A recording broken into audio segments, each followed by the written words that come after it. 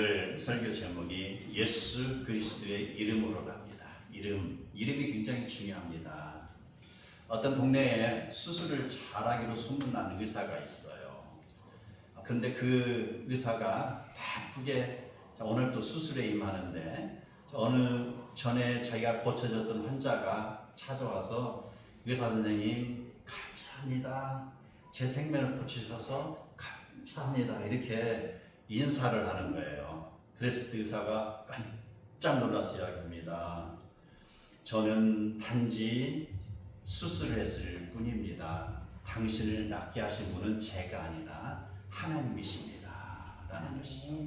그 의사는 하나님을 믿는 사람이었어요. 대부분의 그 자리에서 어떻게 사람들은 대할까요? 웃을 거 아닙니까? 여기를 갖다가 어깨를 갖다 들썩들썩 하면 그래 나았어? 이렇게 나올 거 아니냐고요. 근데 그는 겸손하고 하나님이 고쳐주심을 믿는 사람이고요. 그는 바로 수술에 집도하기 전에 기도를 하고 하나님 제가 의사라 칼을 대지만 하나님께서 고쳐주시기 원합니다. 이렇게 간절한 마음으로 기도를 하니 그가 수술하는 환자들 치고 하나님의 돌보심이 있잖아 환자가 없는 것이죠. 이게 바로 하나님의 도우시며 하나님의 이름이라는 것입니다. 우리는 때로 바로 우리의 주체가 누구인지를 분명히 알아야 되는 것입니다. 내가 어떤 일을 했습니다가 아닌 것이죠. 하나님이 그 일을 하셨습니다라는 고백이 나와야 되는 것이죠. 바로 우리가 내세울 분은 하나님이요 의지할 분 역시 하나님이시라는 것. 오늘 사도행전 3장에 나오는 이 내용, 나면서부터 안전뱅이가 된 사람, 그가 나사렛 예수 그리스도의 이름으로 인하여 바로 일으킴을 받는 사건인 것입니다. 3장 1절 제9시 기독시간에 베드로와 요한이 성전에 올라갈세 이렇게 나옵니다. 제9시라는 건 우리나라 시간으로 하면 오후 3시 정도에 되는 시간입니다. 베드로와 요한이 바로 성질 급한 베드로와 차분하고 내성적인 요한입니다. 어찌 보면은 둘은 어울리지 않을 것 같으죠. 그렇죠? 그런데 둘은 참 성경에 보면은 함께 힘을 합쳐서 활동한 게 너무 많이 나와요. 바로 베드로 형님하고 존중을 해주는 것이고요. 또 베드로는 베드로 나름대로 아우를 잘 생각하는 것이고요. 그리고 성질 급한 베드로가 급한 대로 그 성격들을 쓰임을 받는 거예요. 이런 모습을 보면 우리는 때때로 저 사람은 너무 성질 급해 싫어. 또 저 사람은 너무 나약하고 너무 내성적이니까 싫어. 이렇게 말할 필요가 없어요. 하나님이 주신 성품들 하나님을 쓰임 받는 것. 그대로 사용되는 것이죠. 이 건물을 짓을 때 어떻습니까? 바로 성질 급한 사람도 열심히 하고 늙었던 사람은 느리게 하겠죠.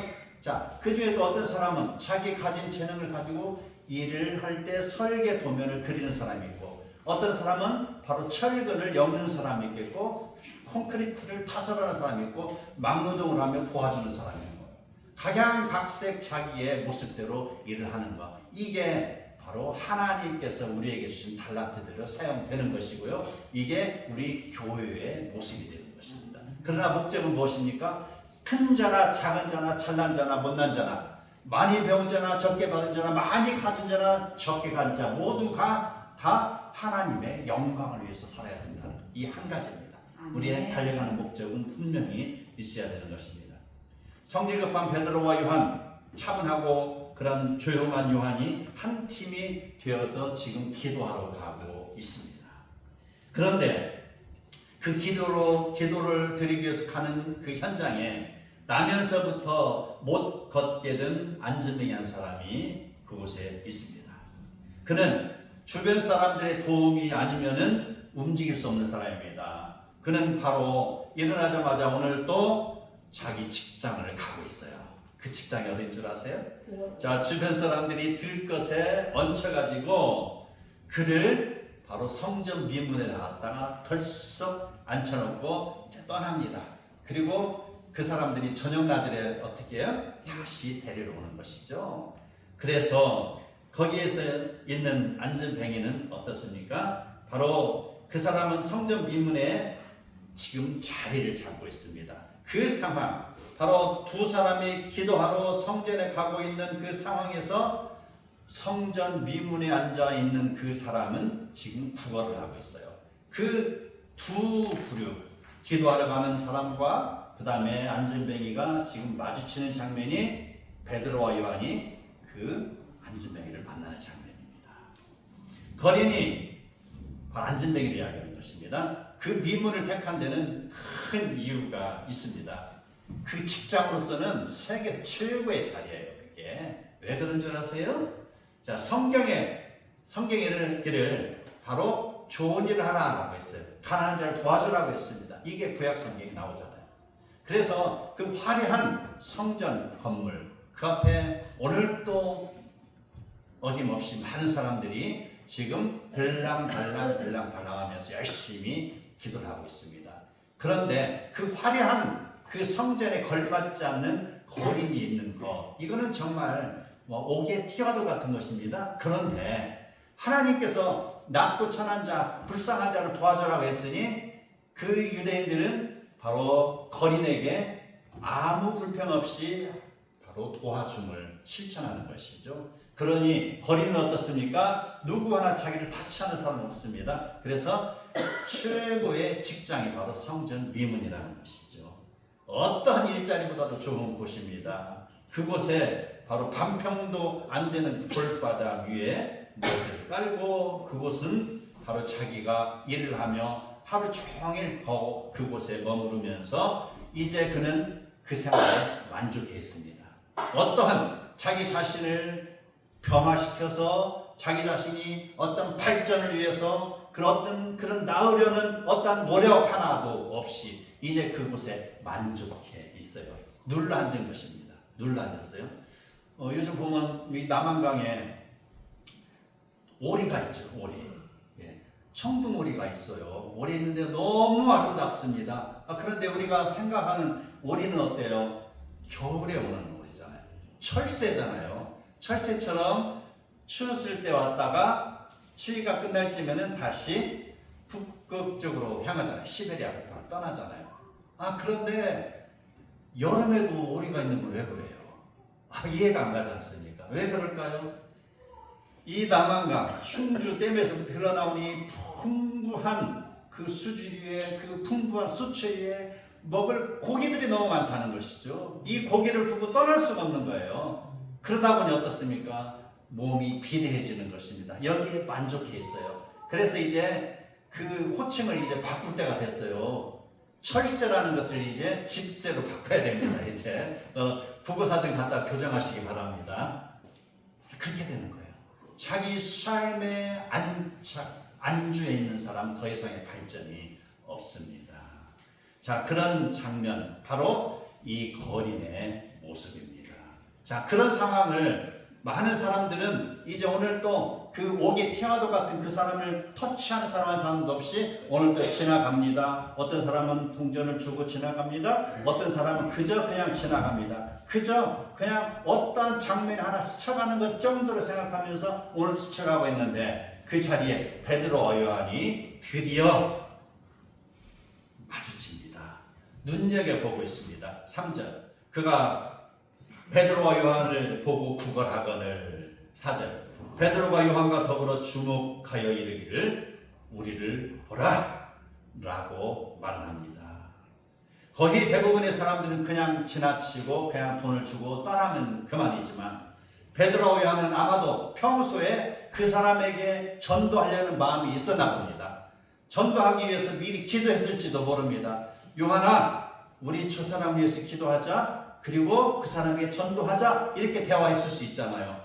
그리고 그 디데이가 지금 마침 오늘인 것이죠. 나에게 한 푼 주십시오라고 눈빛을 마주치며 손을 내미는 그에게 어떻습니까? 베드로와 요한이 우리를 보라! 주목시키는 것이죠. 그의 정신을 집중시키는 것이죠. 이렇게 이야기합니다. 그리고 그날따라 베드로와 요한이 돈이 없었는지 아니면 며칠 전부터 기도를 했기 때문에 돈이 아니라 다른 걸 주고 싶어서 그런지 이야기합니다. 6절에 이렇게 나옵니다. 베드로가 이르되 은과 금은 내게 없거니와 내게 있는 이것을 네게 주노니 나사렛 예수 그리스도의 이름으로 일어나 걸어라. 이렇게 했습니다. 바로 이게 금과 은을 주는 것보다 더 좋은 그에게 주는 선물이 되는 것이죠. 베드로와 요한은요, 바로 거린이 구걸하던 은이나 금이나 또는 세상 사람들이 원하는 권력이나 부귀 영화나 그 어떤 것이라도 복음 앞에서는 배설물에 불과하다는 그런 내용을 이야기하고 있는 것입니다. 그리고 예수님이 평소에 행하셨던 그 기적을 다시 생각하면서 자기들의 이름이나 명예가 아닌 예수 그리스도의 이름으로 이렇게 이야기하고 있는 것이죠. 육신의 양식을 구걸하는 한 증명에게 그가 전혀 경험하지 못했던 생명의 복음인 예수 그리스도의 이름으로 그에게 다가서는 것입니다. 이름이 주는 힘은 대단합니다. 이름, 대통령 이름이면은 밑에 몇 사무소에까지 힘이 발휘하잖아요. 옛날에 고레스 왕이, 바사왕 고레스가 바로 에스겔에게, 아니 그 유다 백성들을 고국으로 돌려보내기 위해서 바로 유대 포로들, 그들을 되돌려 보낼 때 조서에 자기 이름으로 도장을 찍었잖아요. 그랬을 때에 바벨론에서부터 유대 가는 길이 천리길이 넘는 그 길인데 수많은 방해 세력이 있었음에도 불구하고 유대의 포로들은 바로 그 조서 한 장, 바벨론의 왕, 바사왕 고레스의 이름이 적힌 그 조서 하나만 가지고 가니까 주변에 있던 모든 방해 세력들이 다 길을 비켰잖아요. 이게 이름이라는 것이에요. 이름이 힘이라는 것이죠. 자, 현대에 있어서 우리 역사 중에 이름은 또 어떤 일이 있었냐? 1875년입니다. 우리가 알고 있는 수에즈 운하. 지금도 뭐 복잡하죠. 후티 방비들이 뭘 쏘아대 쌓고 방해하고 그렇잖아요. 수에즈 운하입니다. 자, 수에즈 운하가 바로 갑자기 매물로 나왔어요. 그래서 지분 44%를 금매물로 내놓는 것이죠. 자, 그렇게 매물로 나왔을 때 당시 나라의 운명을 좌우할 정도로 수에즈 운하에 그 운영권이 필요했던 영국이 드디어 그곳에 관심을 가집니다. 그리고 그 필요한 돈이 400만 파운드라는 막대한 돈인데 일단 내가 사겠소 해놓고 보니까 돈이 구할 데 없는 거예요. 그래서 영국 황실은 리오넬 로스차일드에게 이렇게 부탁합니다. 내일까지 400만 파운드를 빌려주시오라고 그에게 연락을 합니다. 그 소식을 들은 리오넬 로스차일드는 말합니다. 담보를 대시오. 돈 장사하는 사람은 담보 없이 안 빌려주잖아요. 은행들 그렇잖아요. 담보 없이 거의 안 빌려줄 겁니다. 네. 담보를 대시오 라고 하니까 영국 황실에서 이야기합니다. 대영 제국이 담보다. 담보가 무엇이오? 라고 물어봤을 때 대영 제국입니다 라는 것이에요. 대영 제국의 이름을 걸고 내가 당신에게 돈을 빌리는 것이에요. 그 이름입니다. 그 이름 하나에 400만 파운드의 돈을 지불했습니다. 그리고 수에즈 운하를 영국이 인수한 것입니다. 우리가 어떠한 문서를 작성하고 자기 이름을 그곳에 쓰죠. 사인을 하기도 하지만 더 정확한 건 그곳에 지장을 찍는 것이 있기도 하고 또 도장을 찍습니다. 그 이름 옆에 자기가 보증 쓰는 것이요. 그래서 도장에 찍는 인주 색깔이 무슨 색이에요? 자기의 피로서 맹세한다는 것입니다. 빨간색. 그만큼 자기의 이름을 중요시하는 것입니다. 그 도장은 바로 법정에서 바로 생사를 넘나드는 것입니다. 그 도장 하나 있고 없고에 따라서 내가 살기도 하고 죽기도 하는 것입니다. 그 이름이라는 것이죠. 하물며 우주의 왕이신 예수 그리스도의 이름이 주는 힘은요, 세상의 어떠한 것보다도 효력이 강한 것입니다. 세상에서 통용되는 이름은 육신의 일을 관장할 수 있습니다. 그러나 예수님이 주는 이름의 힘은요, 이런 세상에서의 힘, 육의 힘을 넘어서서 영의 힘까지 관장하고 있는 것이죠. 그래서 이 세상은 물론요, 바로 천국에 이르기까지, 영계에 이르기까지 예수 그리스도의 이름의 힘이 강하다는 것입니다. 아멘. 어떠한 사람이라 할지라도, 어떠한 사탄이라 할지라도 예수 이름 앞에서 힘쓸 수는 없습니다. 예수 그리스도의 이름이면은 무엇이라도 가능한 것입니다. 아멘. 아멘. 나사렛 예수 그리스도 이름으로 걸으라는 이 한마디는 그들이 있는 유대 땅에서 하늘나라에 이르기까지 세상의 왕이라도 어떠한 사탄의 왕이라도 거역할 수 없는 절대적인 힘, 바로 그러한 예수의 이름입니다. 당시 사도들이 돈이 있을 수도 있지만 거의 대부분은 돈벌이를 안 하고 지금 전도하러 다니잖아요. 그래서 돈이 없을 수가 있습니다. 그렇기 때문에 그들이 바로 돈을 안 줬을 수도 있지만 더 중요한 것, 그들이 할 수 있는 것은 바로 예수 그리스도의 이름으로 일을 하는 것입니다. 자, 사도들이 예수 그리스도의 이름으로 일을 하는 것은 마치 예수님께서 제자들에게 백지수표를 준 것이나 마찬가지입니다. 제자들은 언제나 예수 그리스도의 이름으로 사역을 합니다. 마치 예수님께서 카드 한 장을 준 것 같아요. 나의 이름으로 일을 해라. 그러면은 이 일을 행할 것이다. 너희가 일을 행할 것이다. 내가 너희가 일을 행할 수 있도록 도우리라. 그 말입니다. 여러분, 이러한 모습들이 과연 예수님의 제자들에게만 일어나는 것으로 우리는 생각하면 안 될 것입니다. 지금 세계 방방곡곡에 예수의 이름을 위하여서 얼마나 많은 선교사들이 파송되는지 모릅니다. 그 선교사들, 바로 언어가 다른 곳으로, 아니면 문화가 다릅니다. 기후가 다릅니다. 여러 가지 풍습이 다릅니다. 그러한 곳에 선교하러 갔을 때는요, 그들은요, 예수의 이름이 아니고서는 할 수가 없는 것입니다. 오직 백지수표와 같은 예수님의 능력 아니면은 그 선교 현장에서 살아남을 수가 없는 것이죠. 그들이 예수님의 이름을 의지할 때 예수님께서 그들의 필요를 채워주십니다.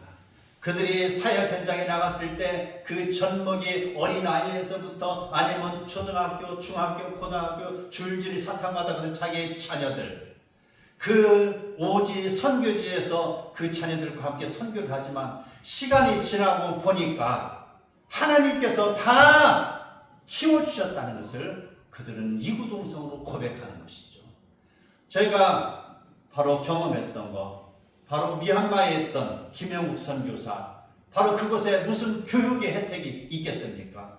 그 선교 현장에서 그가 주님의 사역을 하니까 그 아들이 장성함에 바로 하나님께서 그 아들을 키워주셨다. 그래서 연세대 경영학과 들어갔어요. 그 아들이. 우리 한동대에 보면은요, 하나님의 일을 하는 그런 사역자들의 자녀들 하나님이 키워주시는 거 얼마나 많이 경험하는가 몰라요. 하나님께서 키워주시는 것입니다. 그들이 하나님의 일을 하니까 하나님이 그들의 일을 돌보시는 것, 이게 바로 예수 그리스도의 이름이라는 것입니다. 아멘. 예수의 이름은 어떤 마술적인 이름이 아닙니다. 예수의 이름을 의지한다는 것은 예수님의 전인격체를 의지한다는 것입니다. 그래서 우리는 바로 예수님의 역사가, 그런 베드로가 드디어 안전뱅이의 오른손을 잡아 일으킬 때 일어난 것을 볼 수가 있습니다. 안전뱅이의 손을 바로 베드로가 잡아 일으킬 때에 안전뱅이는 그 베드로의 손을 거부하지 않았습니다. 그리고 곧 그 안전뱅이는 그의 발과 발목이 곧 힘을 얻었습니다. 뛰어서서 걸었습니다. 그들과 함께 성전으로 들어가서 걷기도 하고 뛰기도 하며 하나님을 찬송한 것입니다. 우리는 이 대목에서 앉은 자가 베드로의 한 말을 믿었다는 기록은 찾아볼 수 없습니다. 그러나 우리는 성경이 구석구석 세밀세밀하게 우리에게 다 설명을 해주지 않습니다. 우리는 앞뒤 좌우 문맥을 통해서 그것을 인정하고 믿어야 되는 것이죠. 그래서 그러한 믿었다는 기록은 없으나 그가 사도의 말을 거부하지 않고 다른 것을 보아서 베드로의 권위 있는 말을 듣고 믿었다고 생각을 할 수 있어요. 그래서 베드로가 내미는 손을 잡은 것이 아니겠냐 이 말입니다. 자, 그가 믿음이 없었다면 그의 손을 잡지 않을 수도 없습니다. 손을 내밀었을 때 에이 돈 있는 줄 알았더니 빈손이네 하고 딱 거부했을 거 아닙니까? 그러나 그는 잡았습니다. 이게 믿음이라는 것이죠. 하나님의 손을 내밀을 때 붙잡으시기 바랍니다. 하나님은 손을 내밀고 기회를 줄 때 바로 성도를 붙잡아야 되는 것이죠. 많은 사람들에게 하나님은 은혜를 베풀고 구원의 기회를 주는 것이죠. 그러나 그 많은 사람들 중에서 구원받는 사람들은 정해져 있어요. 예수님이 손을 내밀을 때 예수님의 손을 붙잡는 자만이 구원을 얻는 것입니다. 바로 베드로의 손을 붙잡은 안진뱅이와 같은 것이죠. 이랬을 때 드디어 그런 순종의 자리에서 성령의 역사가 일어나는 것입니다. 의사였던 누가, 바로 사도행전을 기록한 누가 사도는요, 바로 40년 동안 말라붙어 있던 안진뱅이가 창조주 하나님의 생명이 그에게 불어넣어짐으로 발과 발목의 힘을 얻었다고 상세히 기록하고 있는 것입니다.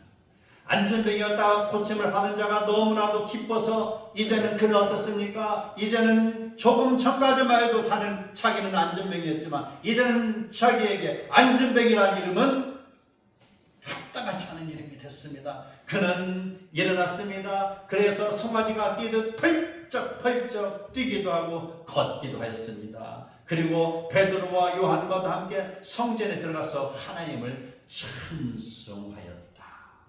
바로 이게 예수 그리스도의 이름의 능력이 되는 것입니다. 예, 모든 백성이 그 걷는 것과 하나님을 찬송하는 것을 보고 그가 본래 성전 미문에 앉아 구걸하던 사람인 줄 알고 그에게 일어난 일로 인하여 심히 놀랍게 여기며 실제 놀라고 있었다. 자, 그들은 모두가 하나님의 역사를 경험하는 것이죠. 안진뱅이를 일으킬 때 입으로 말한 사람은 베드로였습니다. 그러나 그가 일어날 때 역사하신 분은 바로 예수 그리스도입니다. 우리 안에 하나님의 예수 그리스도의 역사가 일어나기를 축복합니다. 우리 인생에 어떠한 슬픔이나 어려움이 있습니까? 바로 예수 그리스도의 이름으로 일어서시기를 바랍니다. 성경에 일어나는 그러한 것 모두가 하나님의 영광을 위한 길인 것입니다. 우리는 에스겔 37장에 나오는 하나님께서 에스겔에게 보여준 환상에서 에스겔에게 명령하니 흩어진 뼈들이 소리가 나고 움직이고 뼈에 힘줄이 생기고 살이 오르고 그리고 가죽이 덮이는 것을 봅니다. 그리고 곧 그들이 살아나서 큰 군대를 이룬 것을 환상을 통하여서 봤습니다. 자, 이러한 구약시대의 환상은요, 이제 신약시대에 와서 드디어 베드로와 요한이 활동하는 예루살렘 성전 미문에서 일어나는 것입니다. 이런 일을 보여주신 목적은 지금 과거의 성경이 과거의 스토리로 끝나는 것이 아니라는 것이죠. 바로 BC 570, 80년 전에 일어났던 에스겔의 환상이 그 다음에 AD 바로 30년, 40년 이때 예수님 이후에 바로 예수님이 돌아가시고 베드로가 활동하는 그 시기에 바로 AD 몇 년에 일어났던 그 사실이 지금 2025년도 우리에게도 일어난다는 것이죠. 그 시간에 바로 하나님의 시간 속에 우리는 살아가고 있는 것입니다. 바로 하나님의 역사는 과거와 현재와 그리고 미래에도 동일하게 이루어진다는 것입니다. 우리는 그러한 하나님 역사를 믿고 걸으시기 바랍니다. 세상은 답답하고 자기가 처한 상황이 힘들고 어떤 믿음의 계획이 필요한 시점이면서 참으로 그러한 상황에 갇혀 있지만 마치 안진뱅이가 그 반평도 안 되는 그런 성전 미문에 앉아서 이게 나의 최고의 직장입니다. 이게 내가 최고로 살아갈 수 있는 방법입니다. 라고 그저 주저하고 있지만 그런 무의미한 삶 속에서 마치 나는 액자 속에 그림처럼 삶을 살아가고 있지만 이제 우리는 어둠의 그림을 벗어 던져 버리시기 바랍니다.